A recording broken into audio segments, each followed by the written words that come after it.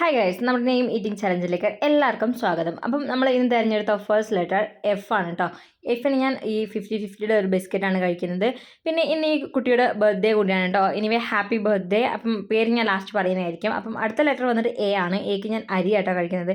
അരിയൊന്നും ആരും എടുത്ത് കഴിക്കരുത്, നല്ലതല്ല. പിന്നെ എന്തെങ്കിലുമൊക്കെ കഴിക്കേണ്ട, എന്തെങ്കിലുമൊക്കെ ലെറ്റർ നമുക്ക് കിട്ടണ്ടേ, അപ്പം അതുകൊണ്ടാണ്.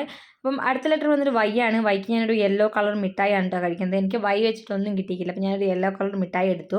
അപ്പം അടുത്ത ലെറ്റർ വന്നിട്ട് സെഡ് ആണ്. സെഡിന് ഞാൻ സംസം വെള്ളമാണ് കേട്ടോ. ഈ പേരിൻ്റെ സാധനങ്ങൾ കുറച്ച് ടഫായിട്ടാണ് എനിക്ക് കിട്ടിയത്. സംസം വെള്ളം വീട്ടിലുള്ളതുകൊണ്ട് ഞാൻ രക്ഷപ്പെട്ടു, ഇല്ലെങ്കിൽ ഞാൻ തെണ്ടിപ്പോയേനെ ഗൈസ്. അപ്പം അടുത്ത ലെറ്റർ വന്നിട്ട് എ ആണ്. എക്ക് ഞാൻ അച്ചാറാണ് കേട്ടോ. എപ്പോഴത്തെയും പോലെ അച്ചാർ തന്നെയാണ്. ആദ്യം ഞാൻ ആപ്പിളായിരുന്നു, ഇപ്പം ഞാൻ അച്ചാർമ കയറി, പിന്നെ മാറ്റുന്നില്ല. എന്തായാലും നമുക്ക് മാറ്റി പിടിക്കാവുന്നതാണ്. അടുത്ത ലെറ്റർ വന്നിട്ട് എൻ ആണ്. എന്നിന് ഞാൻ നാരങ്ങ കേട്ടോ കഴിക്കുന്നത്. ഇതൊക്കെ വീട്ടിലുള്ളതുകൊണ്ട് രക്ഷപ്പെട്ടതാണ്.